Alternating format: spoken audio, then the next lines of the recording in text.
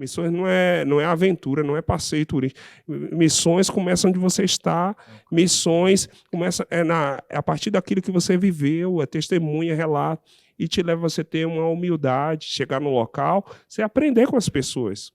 A Índia foi uma extensão do trabalhar de Deus, do processo de Deus na minha vida, trabalhar de Deus na minha vida e através da minha vida.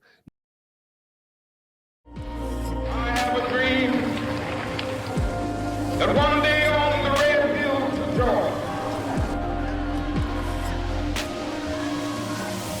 who is Jesus? Why cannot we escape him? Fala porque eles já estão passando já o som enquanto isso. Achei que tava... Já tá começando já? Não, na verdade, posso falar a verdade? Nós já tá gravando, então isso daqui fica tudo... Aí, ó. É, Então, pode começar já? vamos ver. Roberto, eu vou fazer a abertura ali, aí nós começa. Ô, Roberto, tá valendo aí já? O microfone do pastorzão tá bom? Calma aí. Não, obrigado, já tomei já. Qual que é do senhor? Meu copo é esse aqui. O senhor gosta de água com gás? Não. O Já senhor tem aqui já é suficiente, já não vai nem Também precisar tem. mais. Foi É tranquilo? patrocinador aí? Foi tranquilo pra você chegar? É verdade, não tem que tirar. Viu? Senão os caras derrubam nosso vídeo. Então, É. porque se tiver qualquer marca aí, eles...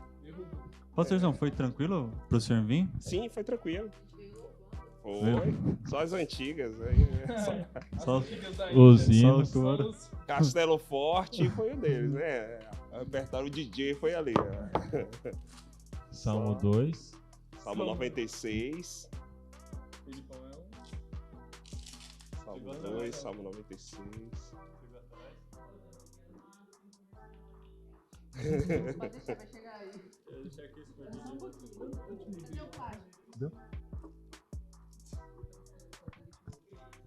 Vocês vão me ajudando, vão fazendo perguntas, vão falando. Que... Mas pode ficar à vontade, Vou soltar. pastorzão. Porra, tem até um pão de queijo.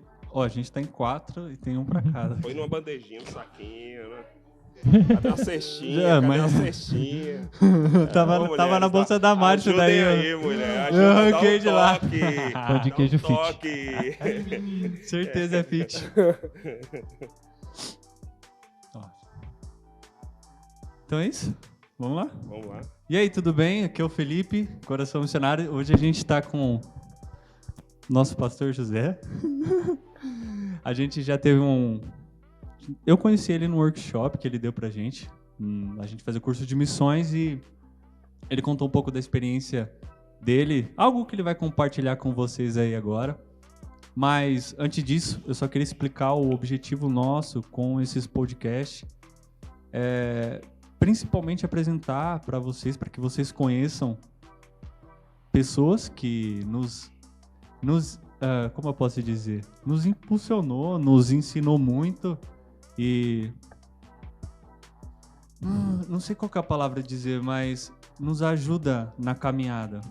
E o pastor foi fundamental porque a visão que ele trouxe de missões para nós mudou a minha perspectiva.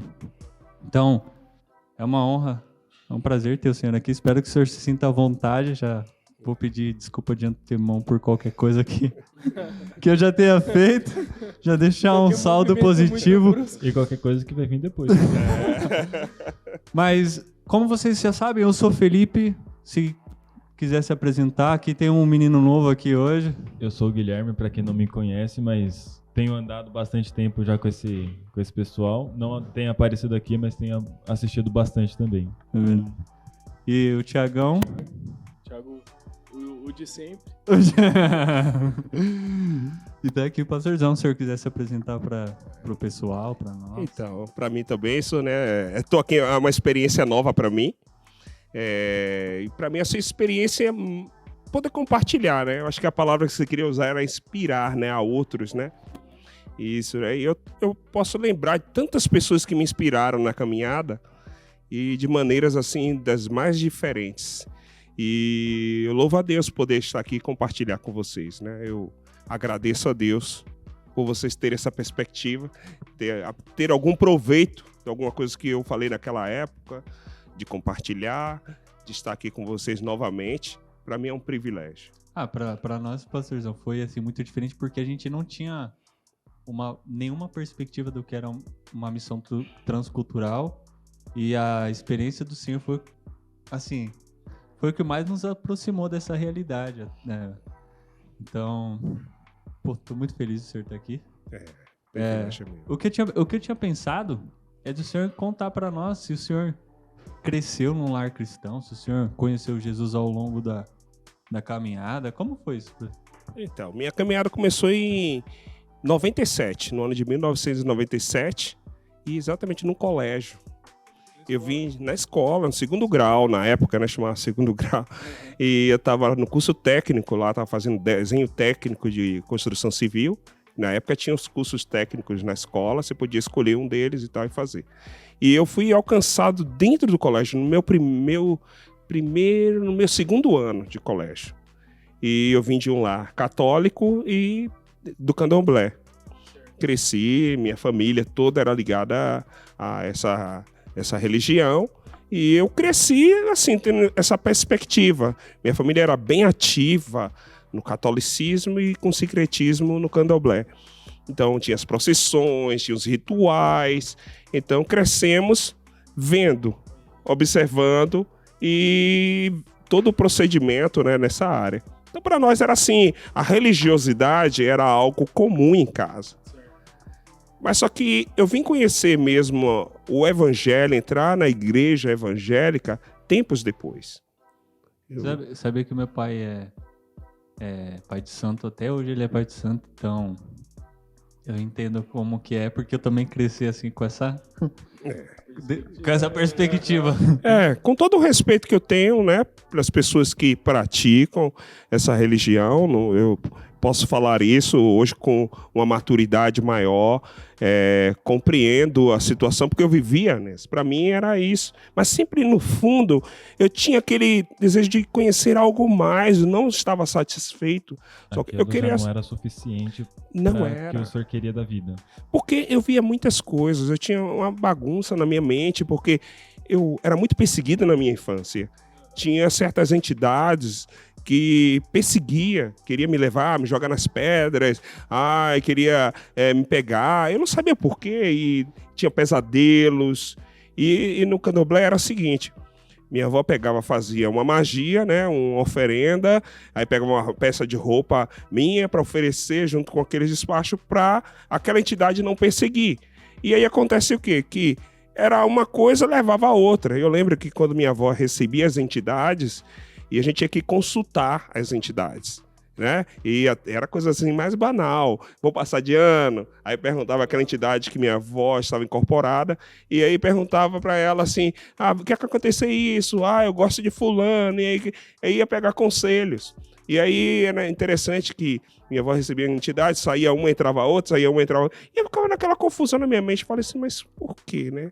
Minha avó vive tudo isso, mas minha avó era uma pessoa muito, muito triste. Quantas vezes eu peguei minha avó à beira de cometer suicídio? A minha avó infeliz, triste. E criança. O senhor já cresceu com uma realidade assim totalmente diferente de muitos. Muitos. Eu cresci num lar, assim, eu vim conhecer meu pai, o suposto, segundo minha mãe, que era meu pai, com 18 anos. Nossa. Eu não tive meu pai crescendo. Quem era meu pai era meu avô. Então, meu avô, ele era meu pai e era meu avô. E depois eu ainda vim descobrir, foi uma confusão na minha vida, assim, que meu avô não era meu avô, era meu tio. Mas adotou minha mãe como filha. E aí aconteceu, como minha avó não podia ter filhos, adotou minha mãe, no caso, que era sobrinha dele, como filha. E aí eu tinha meu avô, que chamava de pai. Aí depois descobri que não era meu pai, era meu avô. E depois, tempo depois, eu descobri que não era avô. Era... Então, tudo que na minha vida eu tinha como uma ideia de verdade, não era bem assim. Entendeu? Então, aí sempre tinha aquele desejo. Aí começou a surgir aquele desejo de conhecer quem era meu pai. O senhor sabe que eu tive uma experiência assim, só um paralelo. Enquanto eu tava no candomblé, por exemplo, eu tinha 11, acho que eu tinha 12 anos. E meu pai sempre muito devoto, porque você vê que o pessoal do candomblé é uma coisa assim que... confesso pro senhor, eu admiro por quê? Porque eles têm uma dedicação àquilo, eles, tipo assim, têm uma dedicação muito intensa pra fazer aquilo que eles acreditam. Meu pai, se deixar, ele fica uma semana inteira, 2, sai do trabalho, vai pra lá, chega de madrugada. E hoje é até uma vergonha que no cristianismo, eu fico pensando quando meu pai se converteu ao cristianismo, quando ele aceitar Jesus, como vai ser isso? Mas, por exemplo, meu pai tinha uma esposa, uma madrasta, e ela tinha um filho e uma filha. E as entidades, assim, que a mãe de santo recebia, ou o pessoal do terreiro recebia, gostava muito dele. Nossa, assim, gostavam do Marcelo, o nome dele é Marcelo. Gostavam muito dele porque ele trabalhava, tudo. Só que no meu caso, eles não gostavam muito de mim. Eles, assim, tipo... E consequentemente, por exemplo, a mãe de santo não gostava muito de mim. Isso eu com 12 anos. Aí meu pai tinha uns reflexos no tratamento que ele tinha comigo por causa dessas coisas. Porque, tipo assim, ele começava a tratar muito melhor o filho da moça do que comigo. E eu não entendia por quê, tipo assim, por que o espírito não gostava de mim. Falava, pô, mas... Eu até perguntava pra ele, né? Porque eu era moleque, falava, mas qual que é? O que eu tinha que fazer? Como eu tinha que me desdobrar? O tempo que eu... É sério, o tempo que eu fiquei com ele ali, eu ficava me questionando, por que eles não gostam de mim? Aí eu até perguntei uma vez pro meu pai, e ele falou que eles falavam que eu não servia pra aquilo. Ah, não, ele não serve pra isso.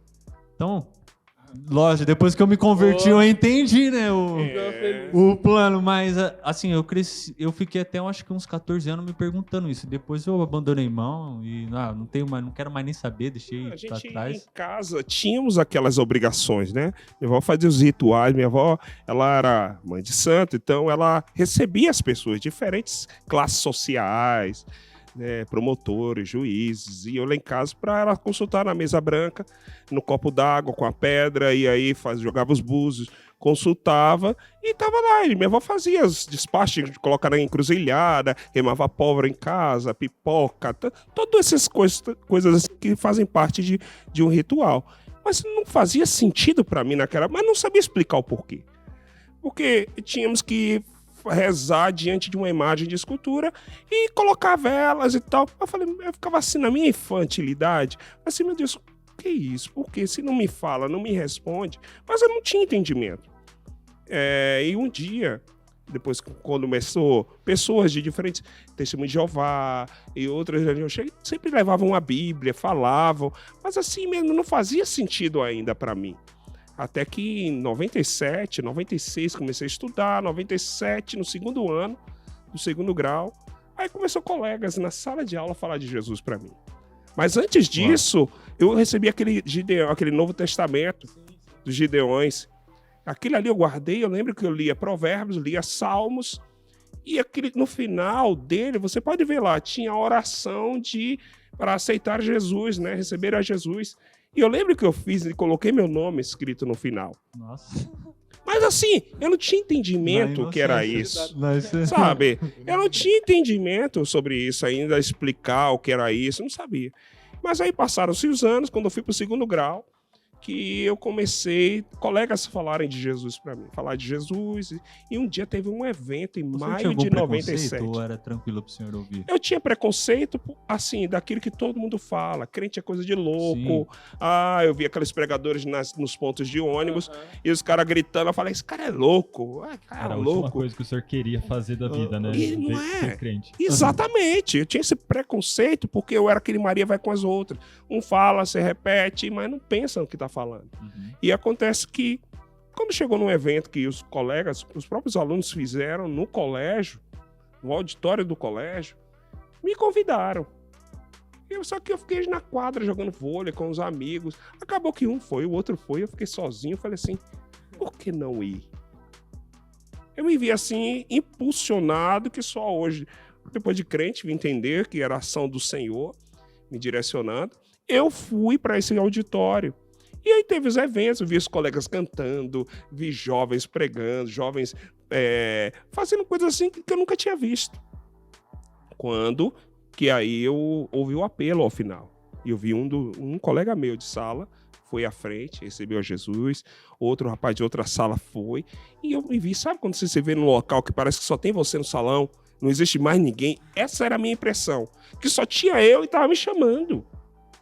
Quando eu me dei conta, eu estava de joelhos, recebendo a Jesus como meu Senhor e O Salvador. senhor não foi forçado, né? Não! Foi por Nossa, tô de imposição, Eu as já pessoas estava no- querendo que fosse. Eu já estava pé. perto da porta, um local estratégico para sair. Então a gente pode dizer que Jesus te atraiu, então. Me atraiu. Gente, sem querer florear. A impressão que me dava é que só tinha eu no salão. E tinha mais de 50 pessoas. E eu só tinha eu. E eu, quando eu me dei conta, eu tava de joelhos. Eu tenho foto da minha conversão. Eu nunca vi ninguém ter foto da sua conversão. Eu tenho. Eu lá, barbudo, e eu lá, de joelho, orando, recebendo a Jesus como Senhor e Salvador da minha vida. Quantos anos? Isso em 97. Vai fazer o quê? Mais de 97? 24 anos. 24 anos, gente. Tinha acabado de nascer. Eita, aí, tá vendo? Me chamou de velho, você acabou comigo, né? Eu tava com 19, ia fazer 20 anos, e eu tava lá, dobrando meu joelho. Eu saí dali com uma alegria que eu não tinha explicação. Só sei que minha vida ali começou a transformar. Como foi isso, chegar em casa agora? Porque certeza a Um entidade vai perceber. Um sorriso. E com certeza também ia sentir o peso de que era estar ali, né? Olha, eu não sabia explicar. Eu não tinha conteúdo ainda para explicar tudo aquilo que eu tinha feito. Mas eu saí dali feliz da vida. Só que levou dias, ninguém chegou a entrar em contato comigo, ninguém falou. Aí quando eu voltei para as aulas, aí uma menina que era da igreja que eu fazia parte, que eu vim fazer parte depois, né? Ela não estudava naquele colégio, mas ela fazia parte do grupo, que era o núcleo evangélico do colégio. Então ela agrupava ali para poder ajudar esses alunos a ganhar almas. E ela foi a mim e falou: você tomou a decisão por Jesus, eu quero te orientar o que você fez, tal, tal. Ali foi minha primeira ajuda. E Seu essa menina discipulado. começou ali. Uau. Pelo menos naquela parte de introduzir a uma igreja. Eu lembro que eu fui numa igreja, numa Assembleia de Deus, lá mesmo. Eu sou de Salvador, Bahia, né? Então eu sou baiano, sou teropolitano. Então eu fui numa igreja Assembleia de Deus. E depois eu fui nessa igreja dessa jovem, que também tinha uma outra que era da mesma igreja. E aí me convidaram. Acabei ficando nessa igreja. Então lá me introduziram na igreja, como se fosse da igreja há muito tempo, me trataram super bem, e eu fiquei. E essa avó? Olha, quando você toma decisão, não vem muita preocupação com relação a isso. Pelo menos assim, Ela te tratou diferente, alguma coisa assim? criou um impacto depois. Entendi. Ela aceitou a sua decisão? Assim, foi uma coisa que, como eu sempre fui um bom filho, um bom neto, eu comecei a trabalhar com 9 anos. Eu trabalhava, lá em casa era assim, ou você aprendeu a profissão ou vai estudar. Mas eu, graças a Deus, consegui estudar e aprender uma profissão. Lá era costume de colocar sempre o garoto para aprender uma profissão cedo, porque senão vai para a marginalidade. Meu contexto era um contexto urbano, periferia, bairro bem periférico, que drogas. Familiar entre vocês ou todo mundo lá perto fazia isso? É uma questão cultural lá? Sim, cultural, normal. Garoto vai para aprender a profissão, ou mecânica, ou trabalhar com marcenaria, o que for, serralheiro, vai aprender a profissão. Era assim, costume. Aí o que acontece? Eu estudava de manhã e à tarde, logo quando chegava, eu almoçava e ia para a oficina. Isso domingo a domingo. O senhor é marceneiro, né? Sou marceneiro de profissão. Apesar que estou fora do mercado, muita coisa atualizou, mas trabalhei nisso. Era domingo a domingo, tinha feriado, oficina. Porque minha avó dizia, é melhor você estar na oficina do que você ficar na rua, na malandragem, e aí ir para os maus caminhos e aí se perder. Porque eu via colegas sendo mortos, normalmente você viu alguém que estava morto, ou por próprios bandidos, ou pela polícia. Então você via isso, drogas transitavam-se livremente, então era comum no nosso cotidiano. Então, quando me colocou na oficina, eu queria ficar brincando, mas aí sempre tinha que fazer aqueles serviços mais chatos. Limpar a oficina, lixar, aqueles serviços mais chatos. Mas com o tempo, eu aprendi a gostar. E também comecei a estudar. Em casa eu era o único cristão, né? Já depois que eu vim converter, também era aquele que tinha que cuidar das coisas. Meu avô, ele já me ensinou muitas coisas que eu tinha de princípio em casa, meus avós me ensinaram. Uau. Muita coisa que eu tenho de gosto de velho, que o pessoal na igreja chama, minha esposa fala, eu aprendi com eles. Você vai Entendeu? na casa dele, não falei, mas ele é o meu pastor, né? E você vai na casa dele, direto só tá ouvindo os hinos da harpa de... 1950. É por bem aí. assim, né? Tem bom gosto. Eu Os gosto. filmes, por exemplo, aqueles quase que preto e branco. Ah, que isso. Não, mas é que a gente vai aprendendo coisas. Já Assim, assistiu Papillon? hein? Papillon, já assistiu? Já ouvi Um falar. clássico. É. Papillon, clássico. Isso aí era filme traumático. Isso aí ficou preso lá. Não é esse? Ficou comendo barata, esse negócio aí. E olha que eu aprendi ouvindo que era Barbion quando criança. Eu falei, mas Barbion não tem nada a ver. Mas isso aí é antigo. gente. Não, meu avô era. O Barbion. meu avô todo final de semana ele colocava lá minha Platão. avó e eu assisti. Minha mãe e eu assistia. Aí eu não aguentava, não aguentava. Isso aí era filmes antigos, isso aí.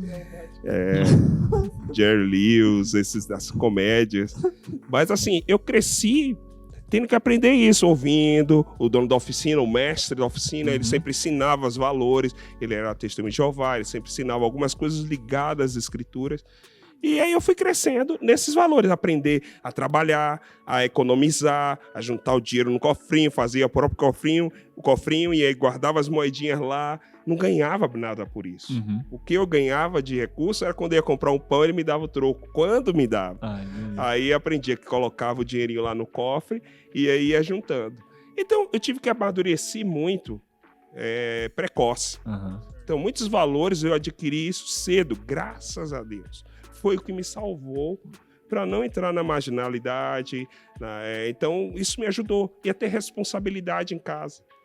Então, uma coisa que me ajudou muito na vida foi adquirir esse caráter de procurar sempre pela excelência, de procurar sempre fazer as coisas corretas, de ser exemplo, de ser, assim, seguir o que é o correto. Mesmo que, claro, a gente erra, falha, tantas coisas do tipo.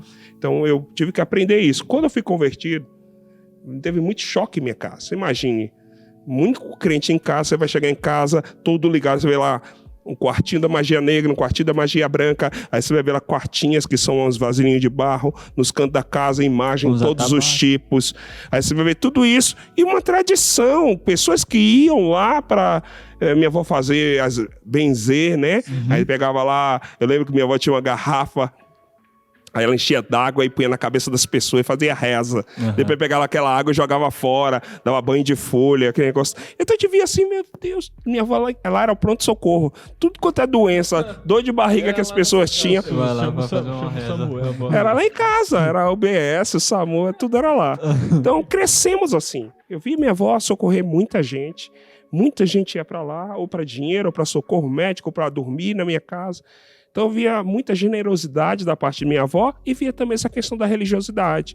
Quando eu fui alcançado, eu queria converter minha avó na tora, queria converter todo mundo assim, vai, tem que ser crente. Aí depois Deus foi me orientando com o tempo, errando muito, querendo forçar a barra. Deus falou, não é por força nem por E violência. quando o senhor se converteu, o senhor já entendia que o que a sua avó fazia era errado? Sim.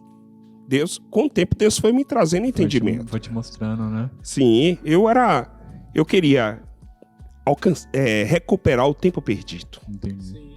O que aconteceu até seus 19, você queria fazer em 2 meses. Eu queria recuperar todo o tempo. Eu queria todo aquele tempo, meus 19 anos que passou, que eu não conhecia Jesus, eu queria recuperar, eu queria ganhar todos para Jesus, eu queria ler a Bíblia toda. Tanto 6 meses eu li a Bíblia.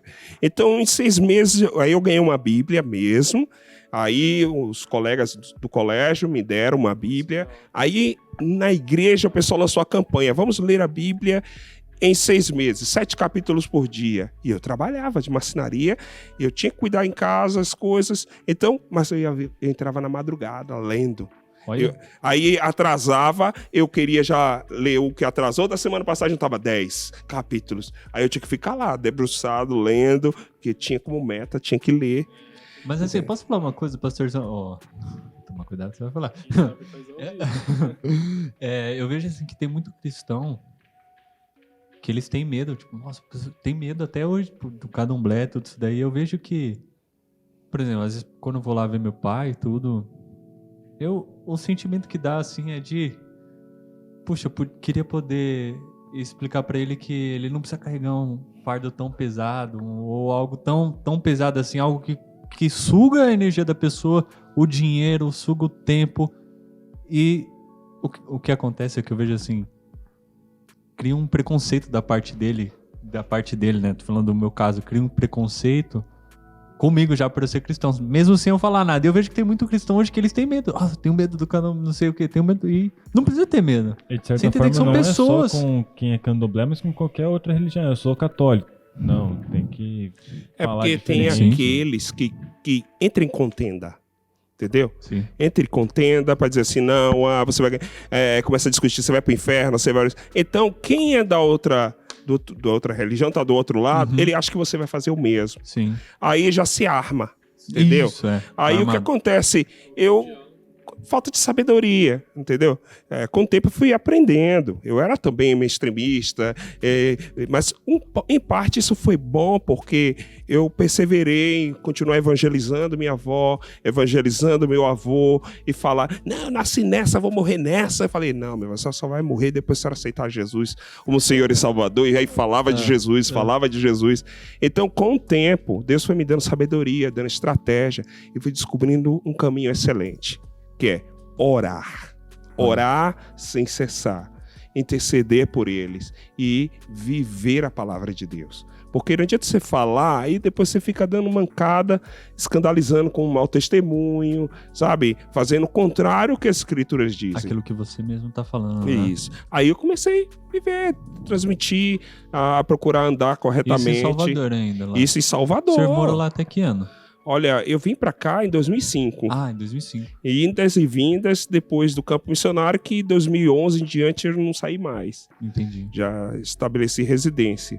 Mas sempre ia e voltava, ficava um tempo lá e voltava. Como é que o senhor começou a ir para São Paulo?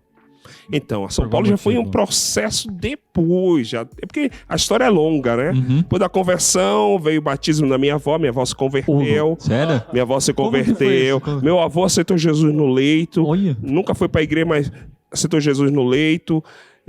Ali foi minha primeira alma. Sei que eu fiz apelo pro meu avô umas 2, 3 vezes, mas eu tenho certeza que ele aceitou Jesus. Mas, Tá falando sério. mas Fala a verdade. como que foi? O senhor pode dar um pouquinho Então, de detalhe? Então, meu avô, teve derrame, né? Aham. 1, 2 vezes. E então eu comecei a falar de Jesus exatamente nisso da caminhada. Com carinho. Com carinho, pregava, ensinava. E meu avô esquecia as coisas. O derrame já estava fazendo ele já atrofiando o cérebro. Ele já não lembrava de muita coisa, mas sempre falava de Jesus para ele, falava de Jesus. E aí meu avô aceitou Jesus. Minha avó veio converter-se depois da morte do meu avô. Ela já tinha ido na igreja no meu batismo, tinha ido na igreja, se não me engano, mais uma outra vez, mas depois da morte do meu avô, ela estava já... E eu fazia sempre em casa, lia a Bíblia com ela. Quebrantou, né? Sempre falava de Jesus para todo mundo. E aí depois minha avó ela começou a ir com mais frequência, até que ela um dia disse, eu aceito. Mas só que minha avó tinha um embate. Ela queria, assim, citar Jesus, mas não queria abandonar as imagens, porque ela tinha medo.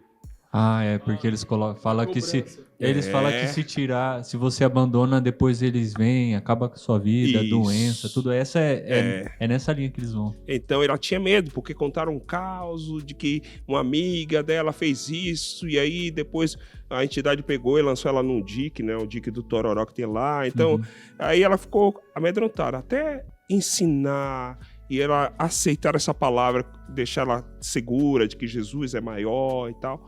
Aí ela aceitou.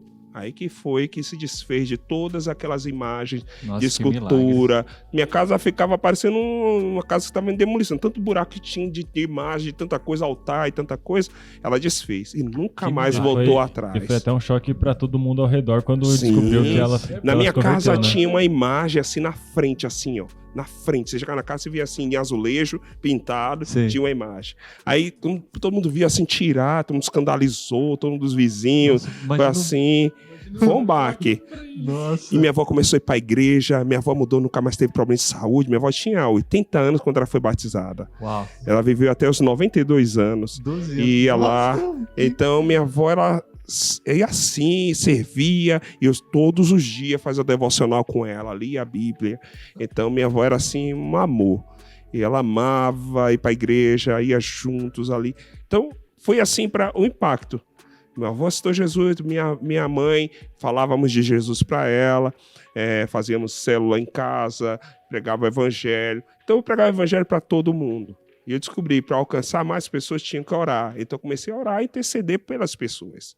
E foi daí que depois, quando veio chamado missionário, eu lembro que logo no início da minha caminhada, logo em 97, dezembro de 97, eu estava na igreja. Eu costumava ir para a igreja uma vez por dia, uma vez por semana, e acabou que quase todo dia eu ia para a igreja.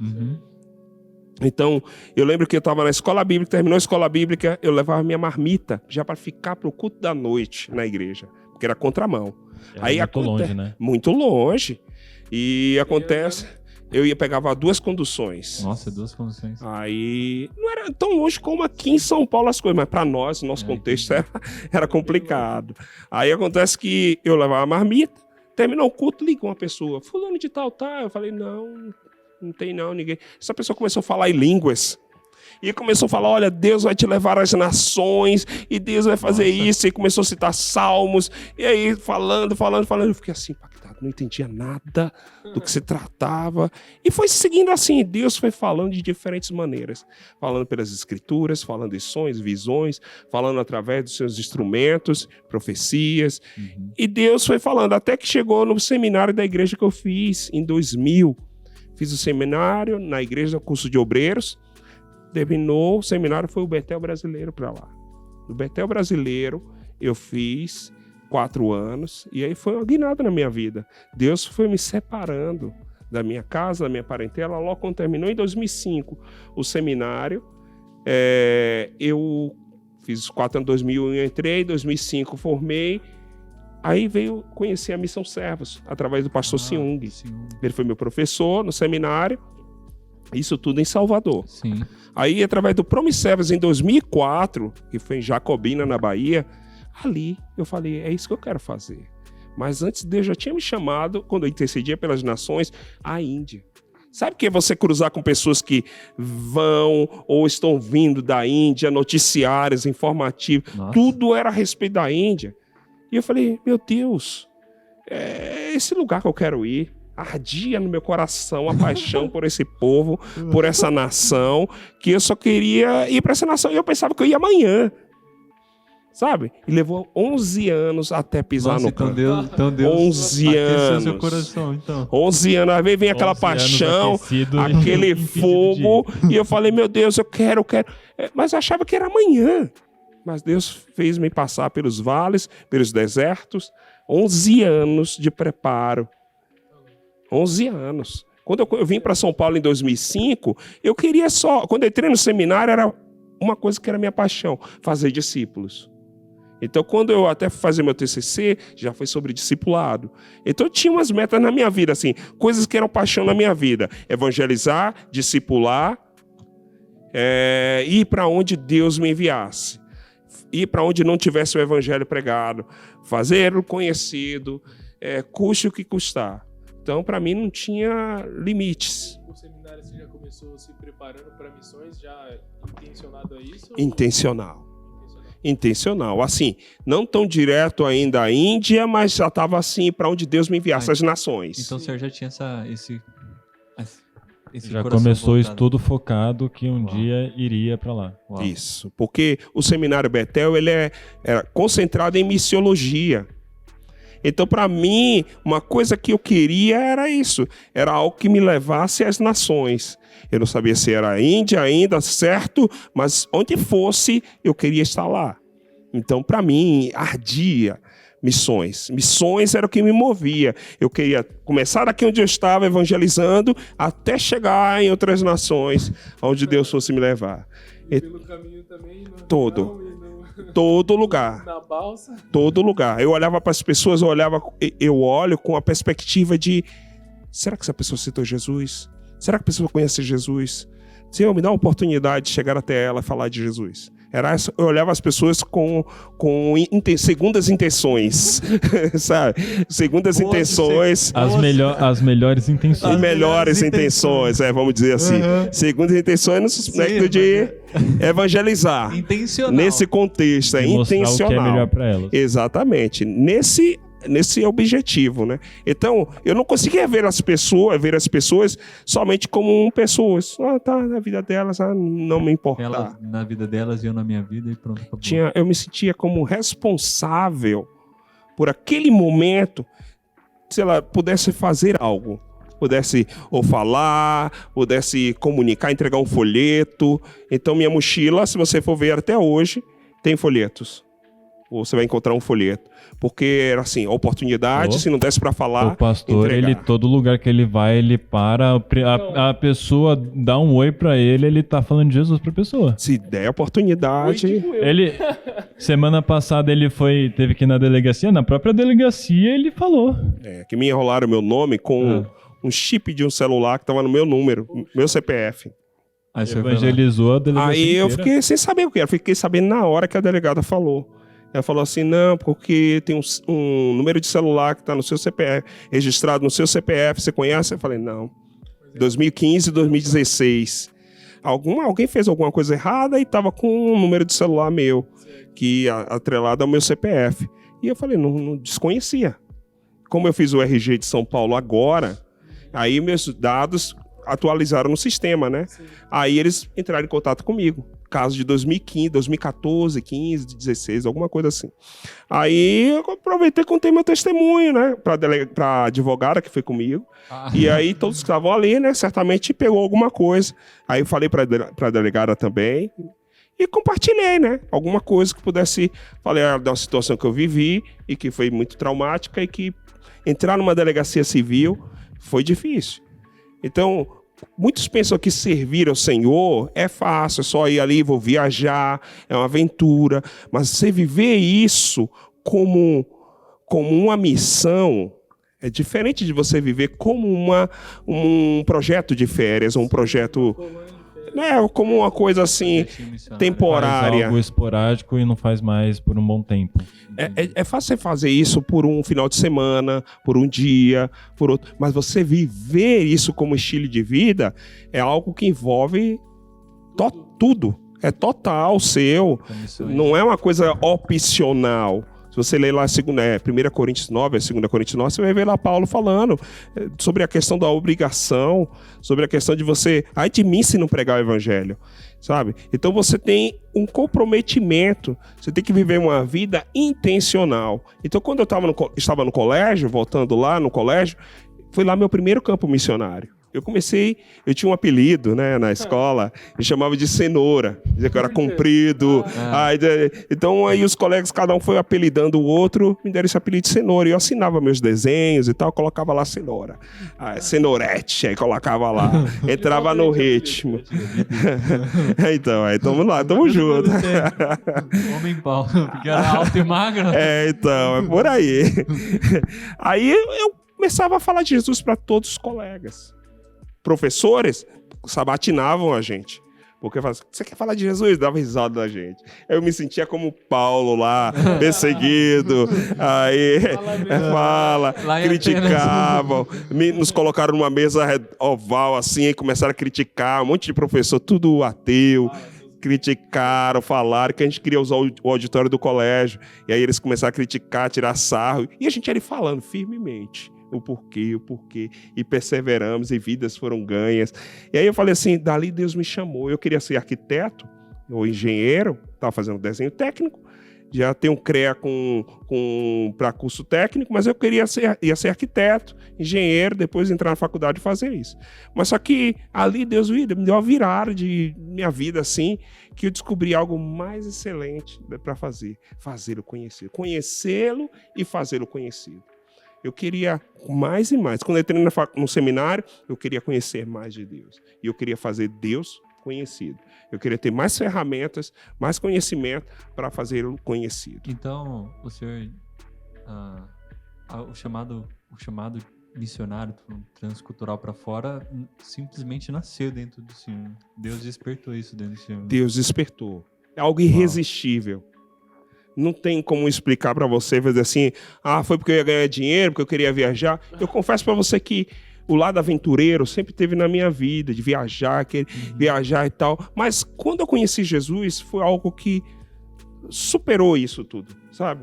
Porque quando eu pensei em campo missionário, eu pensava no aspecto de que onde tivesse uma vila mais distante, mais longínqua, que não houvesse ninguém conhecesse Jesus, eu queria estar lá. Ninguém queria ir, mas eu queria. Eu queria estar lá, entendeu? Então era aquela paixão avassaladora, Thiago, é diferente, sabe? Thiago. Irresistível, que onde você está, você vê como cenário de missões. Não era aquele negócio de eu ficar esperando chegar na Índia para pregar o evangelho. Não, onde eu estava era um campo missionário para mim. Como que aconteceu, pastor, essa questão da Índia? Como foi o início dessa história? O start foi exatamente quando eu ouvi um testemunho de uma missionária que estava indo, se não me engano, estava voltando da Índia.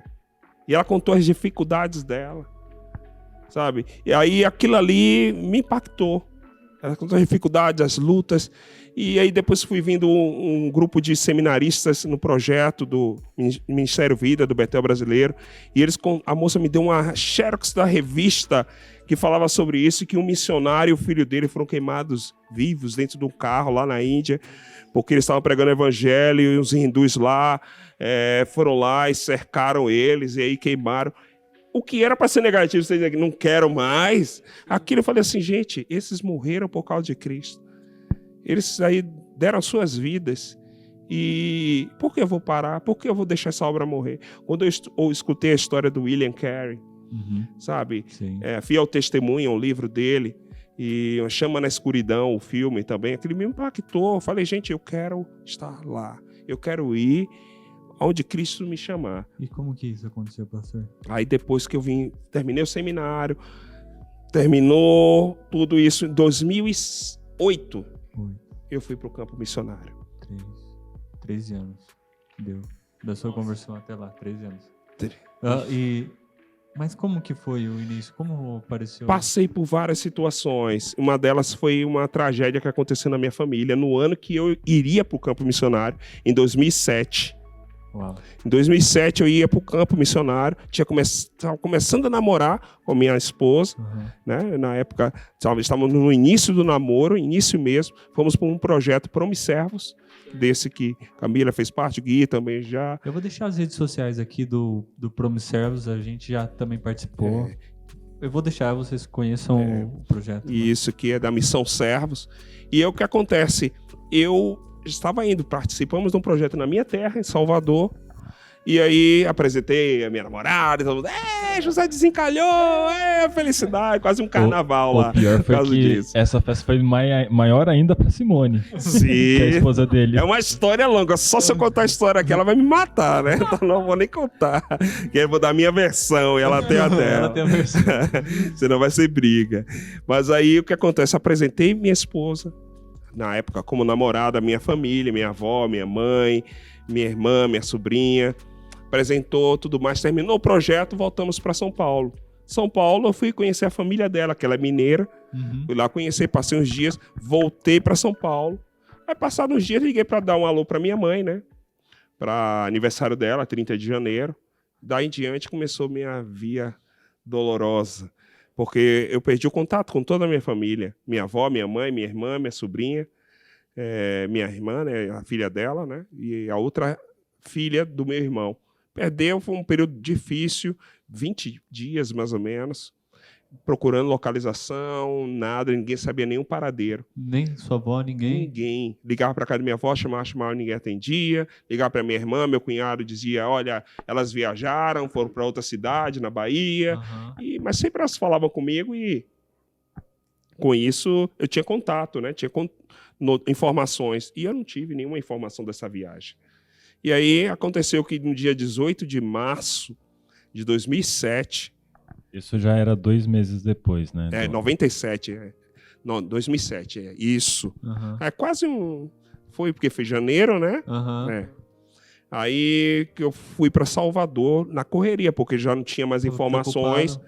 Fui. Foi lá procurar saber. Não, peraí, eu tô confundindo. 28, 27, 18 de fevereiro, se não me engano. Agora deu um... Uhum. Eu fui que prêmio no carnaval. Chegando lá, aí o que acontece? Eu chego lá, as roupas dela todas no armário, tudo lá intactas, cartão de banco. Eu fiquei, meu Deus. Entrei em contato para saber informações sobre o local, né, que ele disse que elas tinham Sim. ido. Cheguei lá, liguei, não tiveram por aqui. Aí eu fiquei... Aí desesperou. Aí acontece que no dia seguinte eu fui, né, dia 19, eu fui no Instituto Médico Legal. Aproveitei por um momento de que uma amiga, uma parente apareceu lá de carro, que ia pular carnaval, e aí ela me deu uma carona, acabou que ela foi junto, ela é enfermeira. Ela entrou comigo, né? Procurei pelos nomes, não tinha informação, mas tinha os corpos como indigentes. Então, eu fui ver. Peguei a numeração, fui lá, onde fica aqueles freezers, Sim. né? Aquelas geladeiras lá. Aí, um local que eu nunca quis entrar na minha vida. Sempre passava na frente e falava assim, não quero entrar nesse lugar. E tinha um museu lá e tudo mais, de corpo de Lampião e tanto. E eu nunca quis entrar. Mas quando entrei, para minha tristeza, quando eu abro a gaveta, uma não era, a segunda, estava lá o corpo da minha avó e da minha mãe, há mais de 20 dias, sem identificação, como indigente. Nossa. Que só não enterraram como indigente, porque alguém ligou, dizendo que viria alguém de São Paulo para identificar, supostamente tenha sido criminoso, sei lá, até hoje eu não sei. E ali, pronto. Você perdeu uns... Nossa. Foi um chão ali, Mas cedeu. sabe que... Mas aconteceu. aí o que acontece?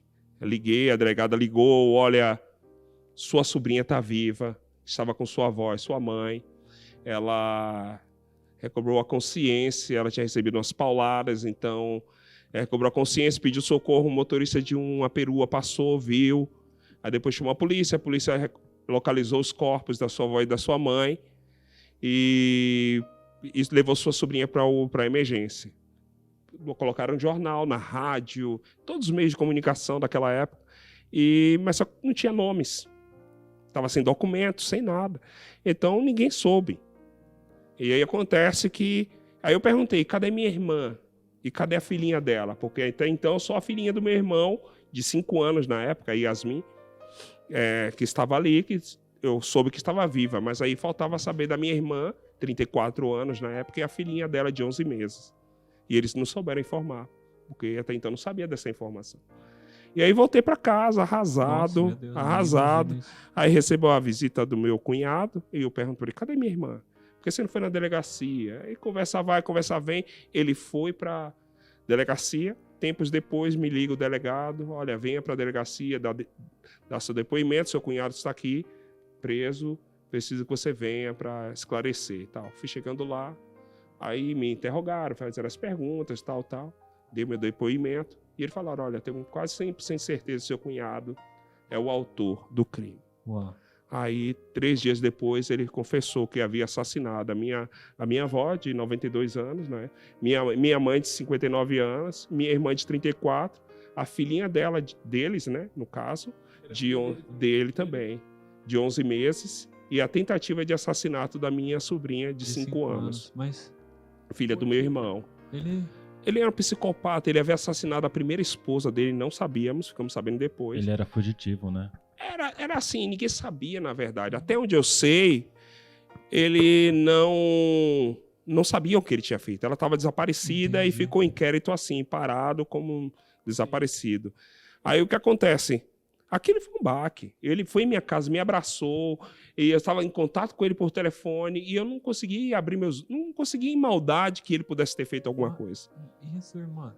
Então, minha irmã, ele assassinou terrível, assim, brutalmente. Além da minha avó e minha mãe, que ele matou a pauladas, minha irmã, ele matou na casa dela mesmo, segundo até onde eu soube informações, e a filha, e queimou o corpo no fundo da casa e jogou no rio, próximo do polo petroquímico. Então, aquilo ali, O senhor perdeu? Nossa. perdi isso. Minha irmã só foi ser reconhecida, dar o atestado de óbito 2 anos depois. Eu já estava no campo missionário. Eu nem pude sepultar minha irmã. Minha avó e minha mãe ainda sepultei no mesmo dia, são dias depois sepultei, muito triste também, um baque muito grande. Não, eu nem imagino. E para mim foi um período difícil. Quando eu vi minha sobrinha viva ali, toda machucada, sem os dentes ali, tudo assim, cheio de... muito triste. E aí, quando eu fiquei saber minha avó naquela situação, minha mãe, para mim, era uma mistura de sentimentos. Eu dormia sem ficar aquele sentimento, não, quando eu acordar foi só um pesadelo, acordar tá tudo normal. Então foi um período difícil, que logo depois eu tive que tentar, sabe, a questão do perdão, entender o que é o perdão. Você teve aconselhamento nesse momento? Não, Sim, assim, muitos, que mas foi sabe que- quando Deus ele fala logo ao seu coração? Ele já te diz logo, olha filho, é este que você tem que perdoar? E Meu você não Deus. querendo, né? Não, Meu o Deus. sentimento era, eu cristão, mas o sentimento era de impossível. vingança, Fala de... assim, é algo natural, isso No, naturalmente... no papel é fácil dizer que tem que perdoar, não mas é quando fácil é com não, você... cara. Não, quem diz que é fácil, não é fácil não. Você pode ser o super crente que for, mas, cara, na hora que você tem que, na sua pele, você tem que sofrer, você sofre, o sentimento é de que você quer fazer o pior, você quer fazer pior do que ele te fez, Retribuir. entendeu? Então, aquilo tava me consumindo. Você já assistiu aquele filme Homem-Aranha, que ele tem aquele, aquele... O avô dele, o tio Ben lá, né? É. O cara mata, Mas ele vai pior se ainda, vingar. aquele que tem eu esqueci o nome do outro personagem, aquele que... Venom. Venom, sabe? Que vai consumindo ele, Sim, sim. e aí muda. Sim. Aquele parecia que tava aquele, sabe? Tava envenenado aquilo ali. Ah, mas era impossível, não. Eu tava aquilo ali e tava me consumindo. Eu deitava ao lado dele, como assim? Era como se eu tivesse preso, eu via a imagem dele em mim. Eu estava aprisionado. Então Deus foi me ensinando, filho, se você não perdoa... Entendeu? Ele foi me ensinando sobre a questão da necessidade de perdoar, Não. que era uma questão muito mais do que só você... Não é isentar a pessoa da responsabilidade dela, do crime dela. Era a questão de que aquilo estava me causando mal, eu estava ficando realmente preso àquela pessoa. Quando o senhor se deparou com essa situação, o que Deus falou pro senhor? É Porque isso que se- você tem que perdoar. Mas ele já falou direto no perdão? O senhor sentiu assim que Deus te segurou, sustentou? Todo Porque momento. qualquer pessoa no seu lugar, depressão ou coisa pior, né? Em todo momento, cara. Antes mesmo de saber, eu estava estava em São Paulo ainda, Deus já estava preparando meu coração. As pessoas sempre diziam assim, ó, olha, não se preocupe não, tá tudo bem com sua família, notícias ruins vêm rápido. Não é verdade. Não é verdade. Comigo não foi assim. Entendeu? Quando eu estava orando, eu lembro que uma época eu estava orando dias antes de saber, e eu orava, Senhor, seja para a vida ou para a morte, Senhor, farei a tua vontade, me ajuda. Porque no meu coração vinha, as pessoas diziam coisas boas, mas no meu coração sabia que vinha coisas ruins pela frente. Deus estava me preparando. Foi tanto que quando eu cheguei lá, passei por todos esses momentos difíceis, Deus nunca me abandonou. Sabe quando Paulo ele diz, ó, o Senhor fala para Paulo, a minha graça te basta, meu poder se aperfeiçoa nas suas fraquezas? Então foi isso. O poder de Deus, a graça do Senhor se amoldou ao tamanho da minha dor. Uau. Entendeu? Eu Sabe não quando você consigo pega um imaginar. molde e você joga o gesso ou o que for para moldar aquilo? A graça de Deus se amoldou à minha dor. Maiores provações para maiores consolações. Exatamente. Entendeu? Ela se amolda ao tamanho da sua dor. Ela não deixa lacuna, não deixa vácuos. Ela se amolda, ela preenche por completo. Então eu me senti amparado por Deus. Eu não tive ódio de Deus, Não, sim. nem questionei Deus. Deus, por quê? Eu vou te servir, vou para Índia. Não. Nem eu quis sabia. abandonar a fé De também. maneira alguma. Porque As nessas pessoas situações vinham- é mais fácil as pessoas falar, por que Deus, o Senhor permitiu essas coisas? Eu tive sobriedade da parte de Deus. Deus me fez sóbrio, mesmo sofrendo, com dor, sentindo, veio aquele negócio da raiva, do ódio para com aquele que me fez Machucou, o mal, né? entendeu? Mas Deus, em todo momento, ele falava comigo, ele me falava, filho, você precisa perdoar. Porque quando você não perdoa, é como você beber um copo de veneno, ó, você está aqui, você bebe e você quer que o outro morra. Sabe? Mas só que quem tá tomando sou eu. Quem vai morrer sou eu. Eu que tô envenenado. Mas eu quero que o outro morra. Entendeu? Então eu estava sendo envenenado, eu estava morrendo, estava me fazendo mal. Eu estava ali envenenado. Então Deus foi me ensinando. E para as primeiras palavras balbuciar de oração. Para o Senhor, Me perdoa. Eu como- perdoo. Não, perdoá-lo. De perdoar, o cara fala assim: Senhor, eu perdoo, Senhor. Eu perdoo, Senhor. Ai, Senhor, me ajuda, eu quero fazer isso. E sabe, parece esse negócio quadrado na sua Dentro de garganta. você, gritando, não vou perdoar, mas Difícil. sabendo que é Mas a quando eu obrigação. fiz. É impossível. Vou falar pra você, é impossível. Só o Espírito Santo. É Só. o Espírito Santo. Não tem... Só. Não tem nenhum mérito da vai minha fazer 50 parte. anos de terapia, você não vai conseguir superar. Não. É impossível. Não, sem a ajuda dele é impossível, cara. É impossível. Você pode até falar de boca, mas seu coração ainda guarda aquele sentimento, sabe? Mas quando Deus me ajudou a perdoar, a orar em prol disso, a orar por ele, orar até pela salvação dele, orar para que Deus tenha misericórdia dele, porque o inferno é algo tão terrível que você não deseja nem para ele. Então, aquilo ali foi uma libertação. O senhor acredita que esse período, eu não sei, eu posso estar sendo até meio estúpido, mas serviu como te impulsionou a fazer um trabalho de forma mais excelente na Índia? Porque, tipo assim, o senhor passou uma dificuldade que... Um nem viu, não foi? Tava bem Eu próximo. creio que todas as coisas cooperam para o bem Isso, daqueles é que amam a isso que eu Deus. tô querendo dizer. Daqueles que são chamados segundo o seu propósito. Eu creio que Porque o que todos poderia os te ferir mais momentos. que isso? Eu não sei, eu fico me perguntando. eu acho assim, é todo um conjunto da obra de Deus, né? Eu acho que as circunstâncias da vida, os sofrimentos, as aflições, as angústias, tudo que você passa na vida, Deus faz aquilo de uma certa maneira cooperar para o seu amadurecimento, para forjar o caráter de Cristo. Porque se você vê, todas as coisas que são forjadas são em altas temperaturas. Não é no gelo, não é na... Você não amadurece deitado sem fazer nada, né? Sim. Sempre Meu TCC sendo foi sobre- colocado em lugares sobre que isso. você vai ficar desconfortável. É, porque, gente, é aquela questão, se você crê em Deus, isso pra você é claro, nítido, e você não tem dúvidas com relação a isso, você não vai pôr em xeque, quando você passa por lutas e aflições, que Deus não está com você. Agora, você perseverando nele, claro, Deus vai te levando à faculdade, a um processo maior no amadurecimento. E isso me ajudou, claro. Eu nunca imaginei que numa tragédia, numa situação, eu pudesse tirar alguma coisa boa. O que o senhor tirou de bom? Sim, tirou de que eu pude encorajar outras pessoas a perdoar. Em meio a tudo isso, a passar por situações, as pessoas vinham para mim e falavam assim: Pastor José, olha, obrigado por você ter compartilhado. Eu tenho essa dificuldade, perdi fulano, tal assim, foi morto assim, e eu não consigo perdoar. Me ajuda, ora por mim. Uau. E aí, chegar no final do culto e conversar com aquela pessoa. Muitos não vinham, era um ou outro. Mas que tinham coragem de chegar assim e falar: eu tenho essa dificuldade, me ajuda. Mataram meu filho, mataram fulano, me ajuda. Eu não perdi tantas pessoas como você, mas eu perdi fulano e eu não consigo perdoar. E aí eu chegava ali, orava com aquela pessoa, ajudava. Entendeu? Aí você fala assim: onde é que tá missões nisso? Missões é isso, irmãos. Missões não é aventura, não é passeio turístico. Missões começam onde você está. Missões começam a partir daquilo que você viveu, é testemunha, relato, e te leva a você ter uma humildade, chegar no local, você aprender com as pessoas. A Índia foi uma extensão do trabalhar de Deus, do processo de Deus na minha vida. Trabalhar de Deus na minha vida e através da minha vida. Nada acontece por acaso. Você não vai lá como um colonizador, ou aquele que você vai imprimir o que você acha, que ninguém presta. Não, você vai aprender com as pessoas e você compartilha daquilo que Deus fez.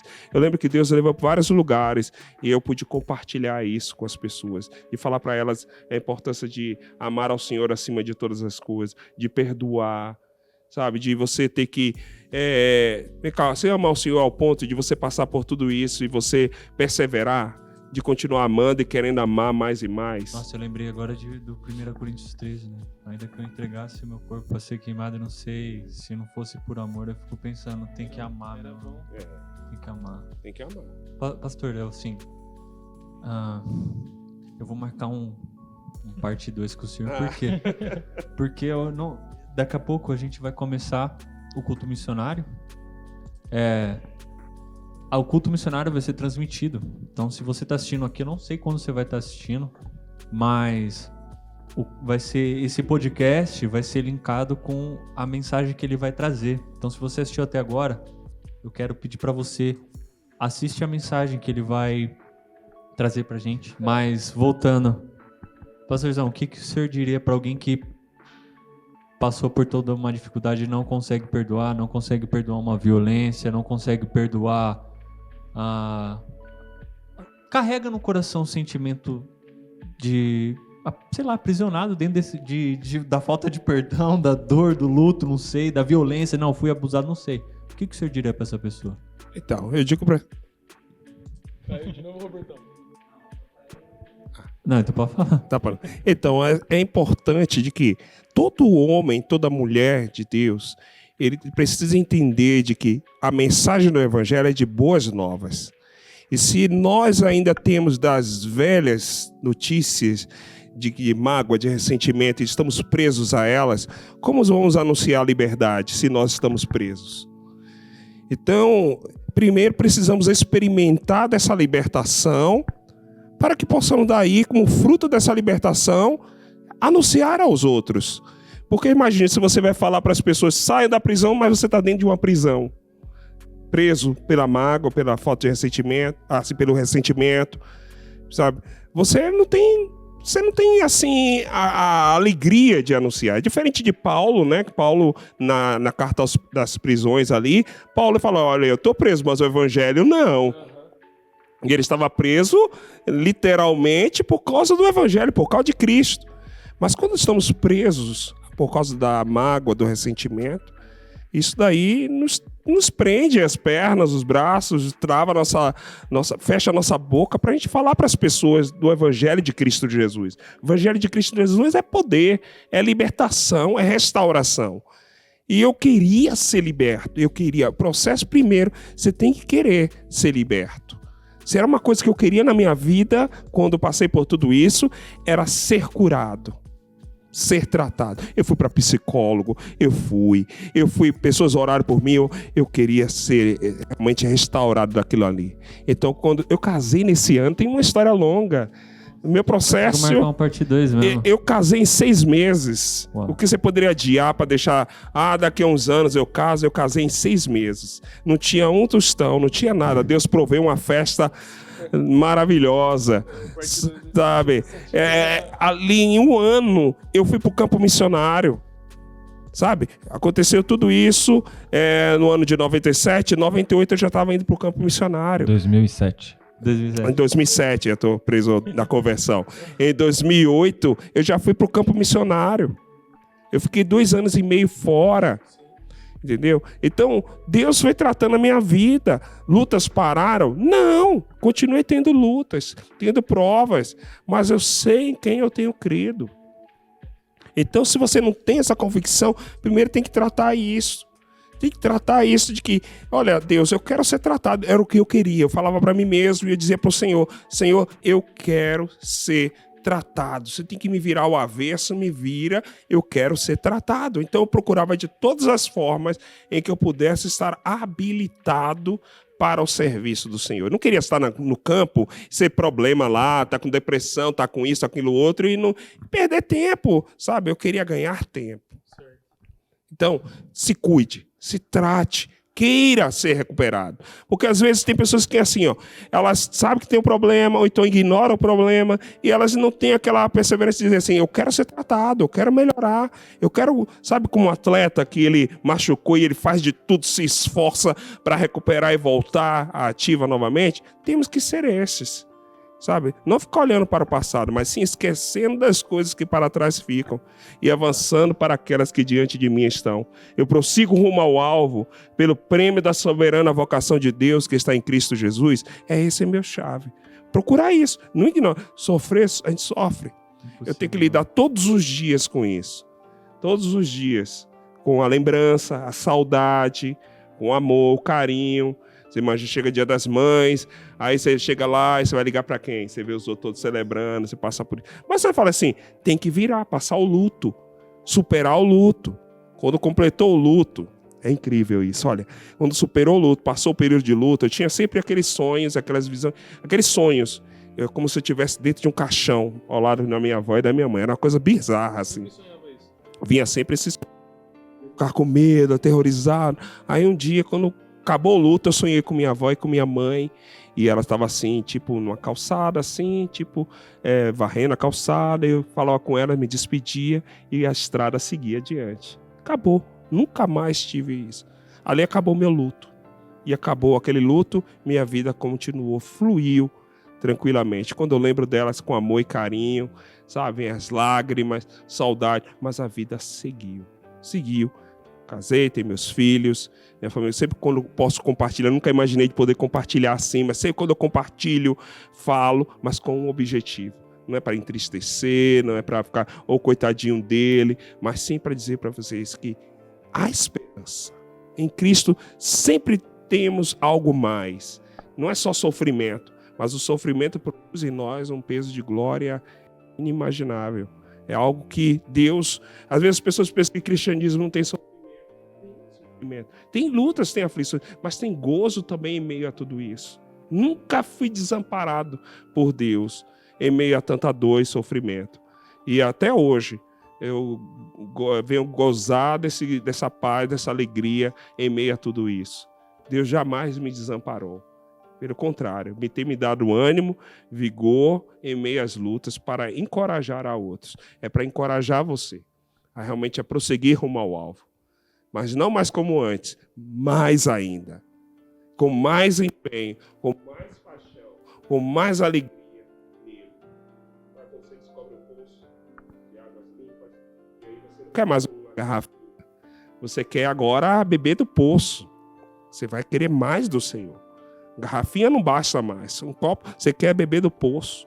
Você quer mais de Deus. Encoraja você a beber mais de Deus. A querer mais dele. A se envolver mais nele.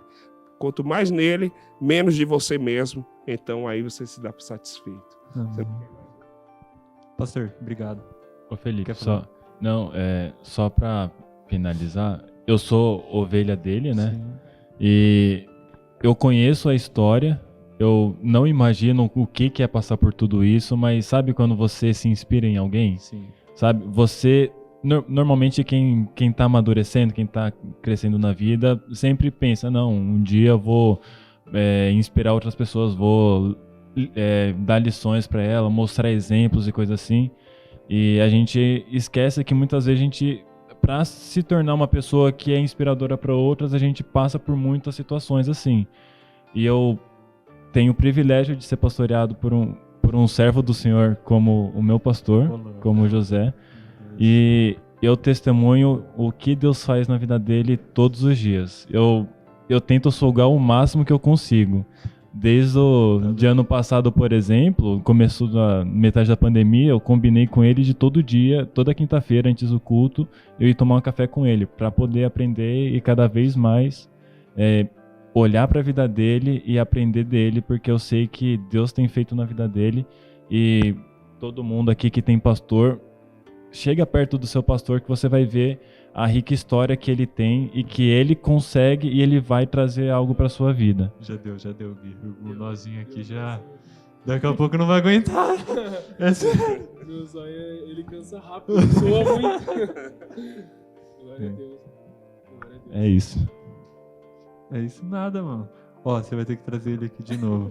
Pastorzão, a gente vai... Só marcar. Ó, a gente tá preparando uma salinha ali em cima, que aí não vai ter esses problemas técnicos que acontecer aqui, tá? E aí, quando tiver pronta lá, eu vou avisar o Gui pra o senhor estar de novo com a gente aí, tá? E obrigado.